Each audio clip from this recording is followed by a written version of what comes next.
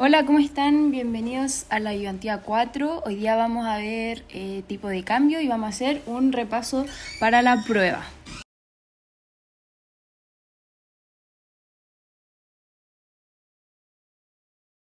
Ya, los temas que vamos a ver esta ayudantía va a ser un repaso de la última materia que vieron, que va a ser tipo de cambio y algunos conceptos generales como depreciación, devaluación, dolarización, etc. Vamos a hacer un repaso y ejercicios de la prueba, vamos a hacer un recordatorio rápido de lo que era PIB, inflación, algunas definiciones también, vamos a trabajar algunos comentes, verdadero y falso, quizás algunos tips para prepararlos para las preguntas de alternativas y ejercicios.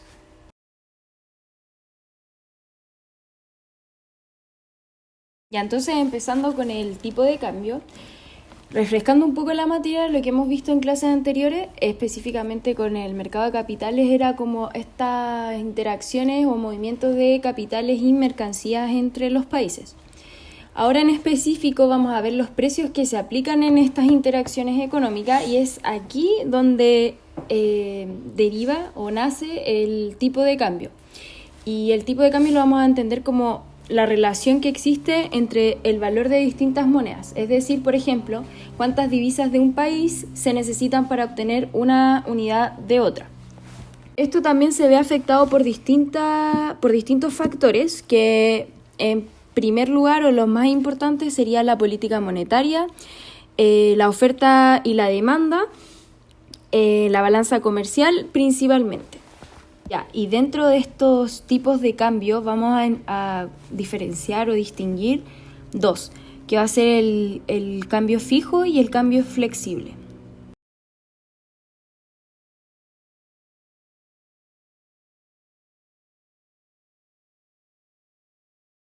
Y acá tenemos un ejercicio de tipo de cambio fijo o variable. Dice, Chile posee una economía abierta al mundo y que depende del comercio internacional, por lo que,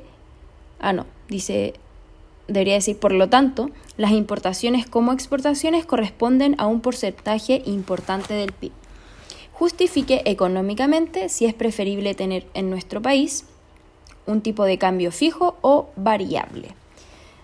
Ya, aquí la principal recomendación es que identifiquen qué es el tipo de cambio fijo y el tipo de cambio variable.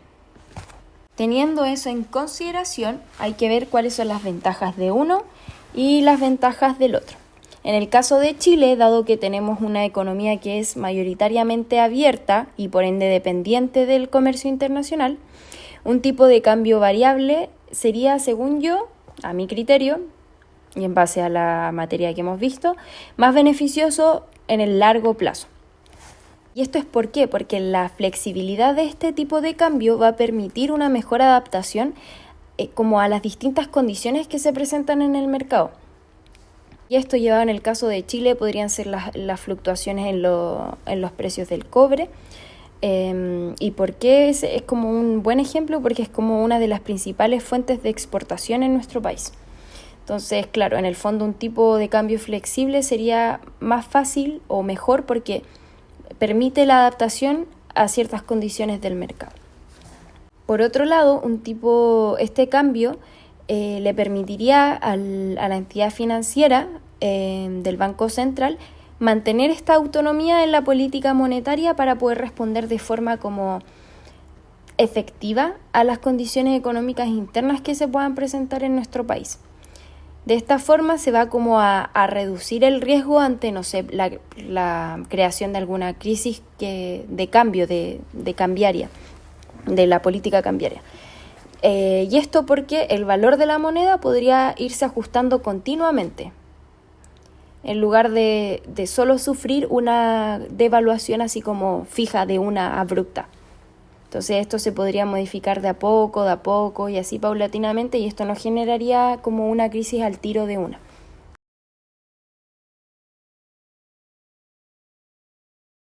Ya, y pasando también a esta slide, tenemos además dos tipos de cambio, es el cambio real y el cambio nominal.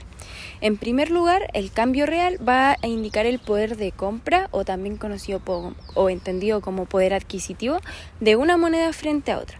¿Qué pasa acá? Que acá sí se consideran los precios en el país al que pertenece la moneda. ¿Cómo podemos entender esta situación o este concepto? Es, por ejemplo, ver qué me alcanza con 900 pesos chilenos en Estados Unidos. ¿Y cómo podemos ver esto? Calculando el tipo de cambio real. ¿Cómo lo calculamos?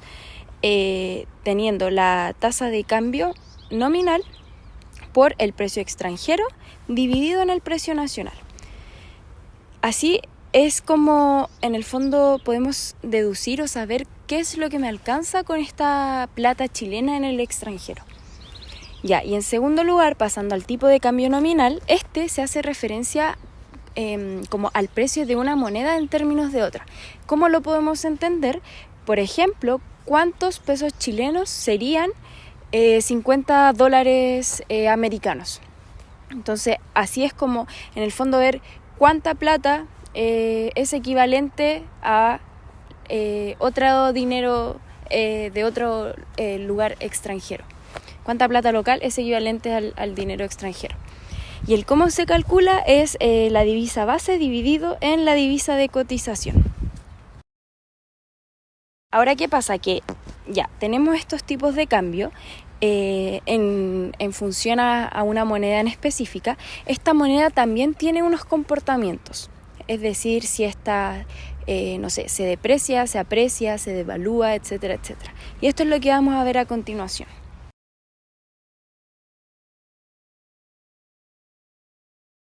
Ya, estos son los conceptos generales relativos a los comportamientos de la moneda. Acá les puse como estos emojis al lado izquierdo, como una ayuda de memoria, por así decirlo. ¿Por qué? El ticket es en el fondo cuando la moneda se comporta bien, la cruz cuando se comporta mal, la moneda se deprecia, cuando por cierta forma la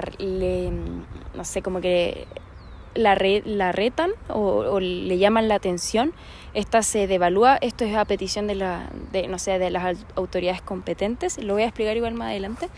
Y cuando adoptan esta moneda, otro país adopta una moneda en específica, como el caso del dólar.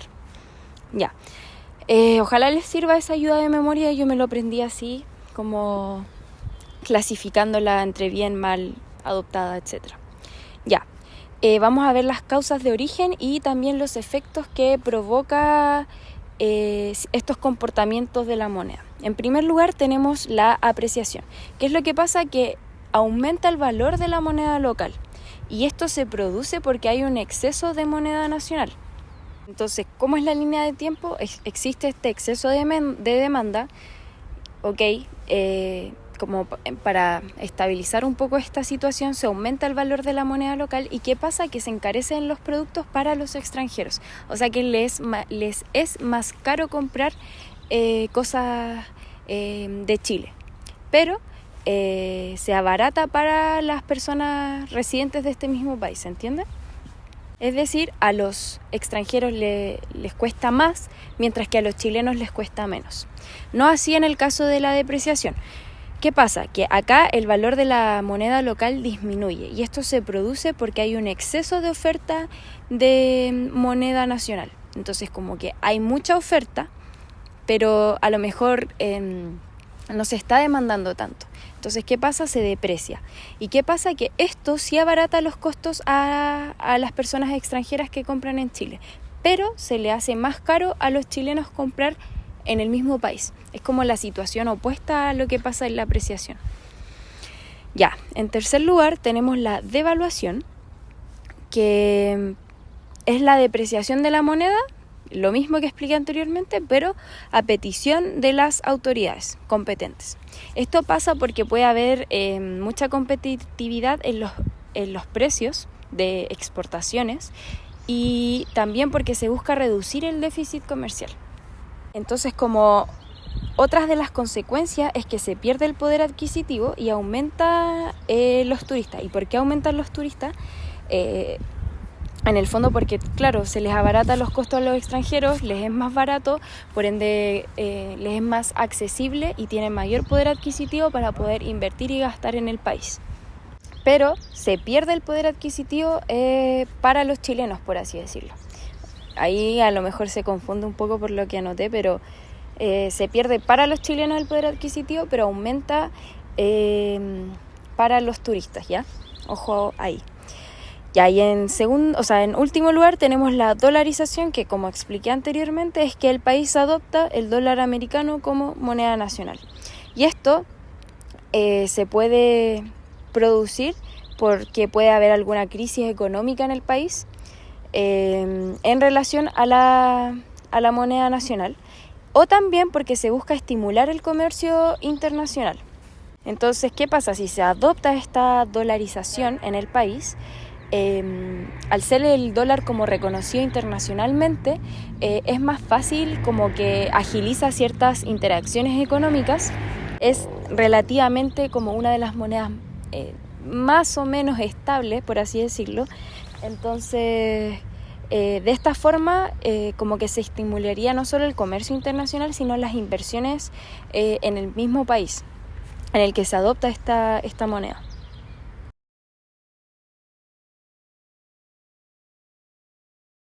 Ya, entonces vamos a aprovechar de hacer al tiro un ejercicio respecto a lo que acabo de mencionar.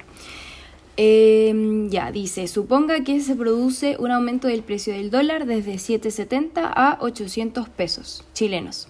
Esto significa que el tipo de cambio nominal se depreció, disminuyendo así el poder adquisitivo de nuestra moneda con respecto al poder adquisitivo de la divisa norteamericana. En términos de bienes, comente.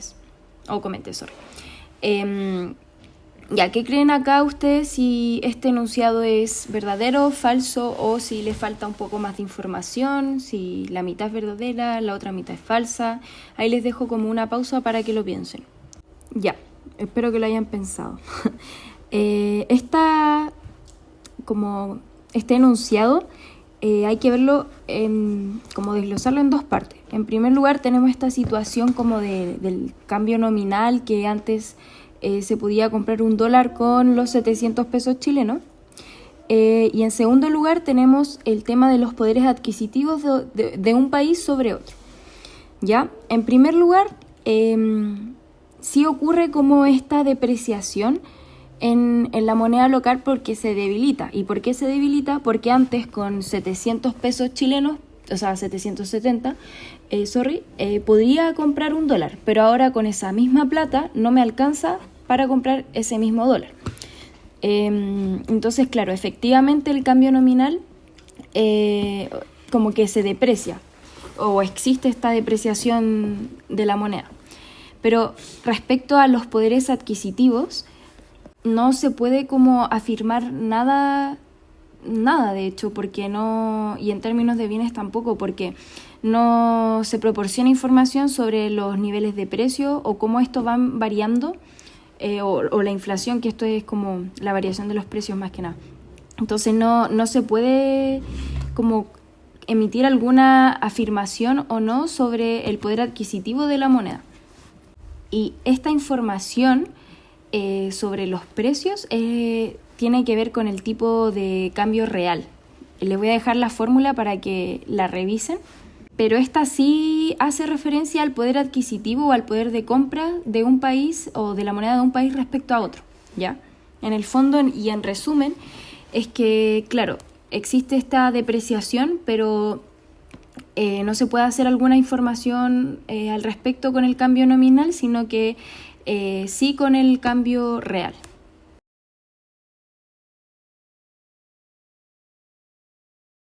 Ya, vamos a pasar a este ejercicio. Dice, nos da un contexto que dice que el presidente Jamil Mahuad anunció que su país adoptaría el dólar estadounidense como única moneda de curso legal. Esta medida se tomó para estabilizar la economía en medio de una crisis. Y nos preguntan, señale cuáles son los efectos positivos y negativos, tanto a largo como a corto plazo, de que un país tenga el dólar estadounidense como única moneda de curso legal. Entonces, esto es materia que hemos visto, y aquí hay que ver las ventajas y las desventajas. Entonces, vamos a empezar por lo positivo. Lo bueno es que se adopte el dólar estadounidense como moneda de curso legal, es que, claro, el dólar es aceptado internacionalmente como por el comercio internacional. Y esto puede como hacer más rápido ciertas transacciones o interacciones económicas, y de esta forma como que, claro, se estimularía más el comercio, se promovería más esta interacción o las relaciones internacionales con estos cambios. Y también se vería incluso afectada positivamente la balanza comercial, porque podrían aumentar perfectamente las exportaciones. Entonces esto sería lógicamente como un beneficio para el país. ¿Ya? En primer lugar tenemos eso. Luego podríamos hablar perfectamente como de la facilidad al acceso a los mercados internacionales. Y bueno, específicamente también directamente con Estados Unidos, ya que bueno, se podrían reducir los costos de conversión de divisas, se agilizarían las interacciones, se estimula el comercio, etcétera, etcétera, etcétera.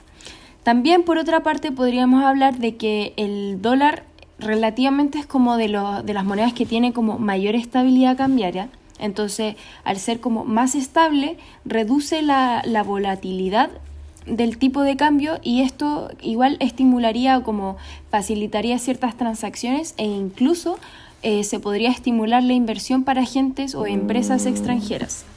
Ya, entonces, por ese lado tenemos las ventajas. Principalmente, resumiendo de forma rápida, la estabilidad, como la agilidad para hacer las transacciones. Eso más que nada, como que se reduce la volatilidad, que es el riesgo.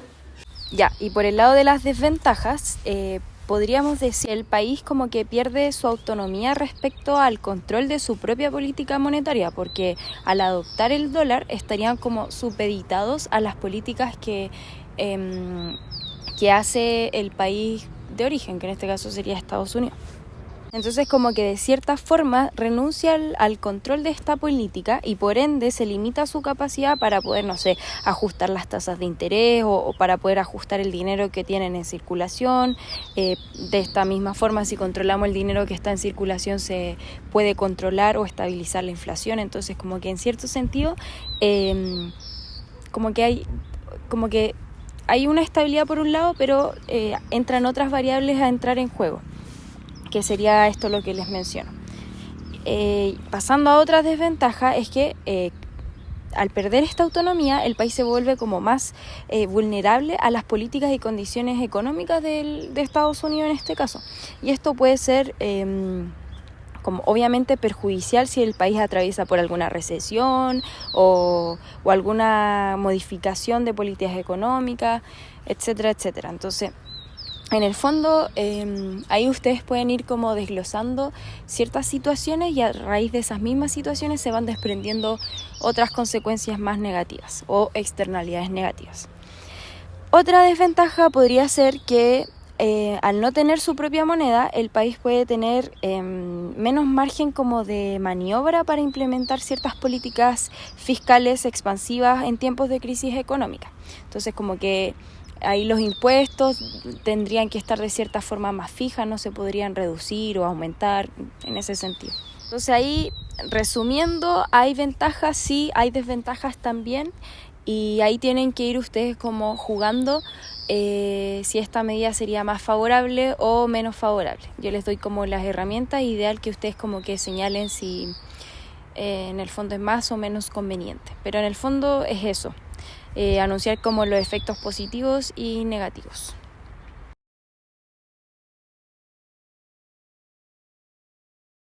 Ya, y con esta diapo doy pie al resumen general de la materia que va a entrar en la prueba, y bueno, lo que les pasé también va a entrar en la prueba. Como pueden ver, como adelanto, vamos a hablar de PIB, algo de inflación. Este meme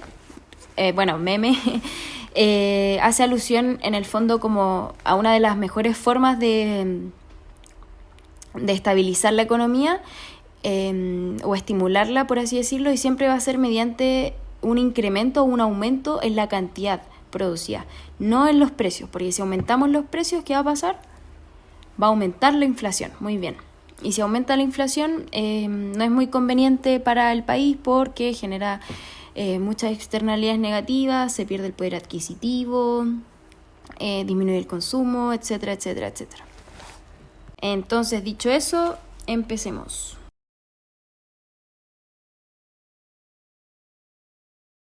Ya, vamos a repasar algunos conceptos generales relativos al PIB, a la inflación. Yo como tip, como consejo, les recomiendo que vean harto el PIB, que manejen bien sus componentes. Va a salir en la prueba. Yo también reforzaría el cómo calcular el PIB nominal, el PIB real, que también lo vimos en ayudantías anteriores, si no mal recuerdo en la primera o la segunda, que les dejo un ejercicio para que lo repasen y lo resuelvan. Eso, también la inflación, deflactor del PIB. Vean bien qué es lo que hace cada cosa, cómo se mide la inflación, importante porque hay muchos chamullos que, verdad, se anulan en automático por decir que, no sé, la inflación se mide por cualquier otra cosa, menos el deflactor del PIB. Son ejemplos, ¿ya? Lo que voy a hacer ahora es como quizás darle más herramientas para que como que en el fondo les estimule el análisis de qué pasa si se aumenta tal cosa o cómo se componen algunas variables también del PIB, en el fondo para que tengan en resumen más herramientas nomás, ¿ya? Por si les sale alguna de análisis o de alternativas, ¿ya? Entonces vamos a repasar el PIB, también conocido como demanda agregada. Yo me acuerdo que les había dado como una definición de qué era el PIB, y era la producción total y final de bienes y servicios producidas en un país en un determinado periodo de tiempo. Y este periodo de tiempo normalmente es un año, y se calcula gracias al Banco Central. Y el Banco Central, esto es ya anexo, lo calcula trimestralmente, ¿ya? ¿Qué componentes están presentes en el PIB? Tenemos 4, que yo les había mencionado, era el consumo, las inversiones, el gasto público y la balanza comercial. La balanza comercial, ¿cierto? Era estas diferencias de exportaciones e importaciones, ¿cierto? Lo que entra del país y lo que sale del país, lo que el país saca, vende, etc. Y eso sería exportación. Y la importación es lo que ellos de afuera piden, lo que nosotros como Chile pedimos desde afuera. Ya, ¿qué más? Tenemos el consumo. El consumo depende del ingreso disponible. ¿Y qué pasa? Si la tasa de interés es alta, esto también se va a relacionar con la inversión. ¿Por qué? Porque la inversión va a decaer. Si la tasa de interés disminuye, la inversión va a ser más alta. ¿Y por qué? Porque en el fondo se van a generar menos intereses por concepto de tasa de interés. Suena como medio redundante, pero en el fondo se va a pagar menos, entonces le es más barato y cuesta menos. Y por eso se estimula la inversión. ¿Qué más? Respecto a la balanza comercial, estas también dependen del tipo de cambio, y justo es lo que les pasé al principio de la presentación. ¿Qué pasa? Si el tipo de cambio aumenta, van a aumentar los niveles de ingreso para ciertas personas. ¿Y qué pasa? Que si aumenta el tipo de cambio, se va a generar un efecto positivo en esta balanza comercial, porque las exportaciones van a aumentar. ¿Y por qué? Porque se van a liquidar las divisas de operación a un precio de mayor valor. Entonces esto le va a generar más beneficios al país que exporte estas divisas. ¿Qué más? El PIB puede crecer, ¿cierto?, por estas 4 áreas que les menciono. Por el consumo puede crecer, por las inversiones, por el gasto público y por las importaciones y exportaciones. Ojo acá que el gobierno es el único que puede controlar esta variable de gasto público, y también a través de la recaudación de impuestos, porque solamente es el gobierno el que puede aumentar los impuestos o disminuir los impuestos, ninguna otra entidad más. Bueno, para efectos de este curso se entiende que el consumo va a ser como autónomo, por así decirlo, y no tiene variables, pero realmente el PIB y en específico el consumo se compone por consumo autónomo, más la propensión marginal a consumir, y esto por el ingreso disponible. El consumo autónomo es que en el fondo, bueno, me estoy yendo como muy quizás en la bola, pero el consumo autónomo es lo que se consume sí o sí, es como un consumo fijo, que independiente de la situación que ocurra en el país, siempre va a haber un consumo fijo. La propensión marginal a consumir va a ser como esta sensibilidad frente a la tasa de interés, a los cambios que existan en esta misma. Y bueno, el ingreso disponible es la cantidad de plata que tienen las personas. Eso es como dato anexo para que lo sepan, pero no dudo que el profe se los pregunte, y en el fondo para que, no sé, si es que lo necesitan, úsenlo.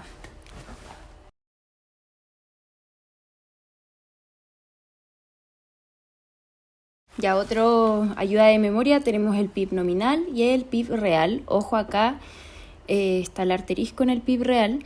El PIB real es a precios constantes, mide la producción de bienes y servicios destinados a la demanda final y es una medida de poder adquisitivo neto. Para el caso del PIB nominal, este es a precios corrientes, es un valor monetario de los bienes y servicios de la demanda y es afectado por el aumento de los precios.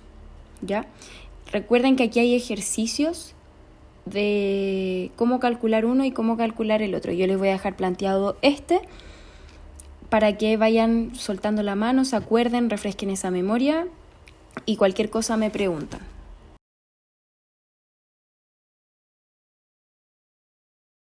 Ya, para terminar esta ayudantía que fue un poquito larga, les voy a dejar este ejercicio propuesto. Van a tener hasta el lunes 7 para que puedan, lunes 7 hasta las 23:59 horas, para que puedan responderlo. No es tan largo, les serviría para ir moviendo la mano, quizás les pueda salir en la prueba. Cualquier duda me pueden escribir y con esto doy por finalizada la ayudantía. Les deseo el mayor éxito de todos en la prueba.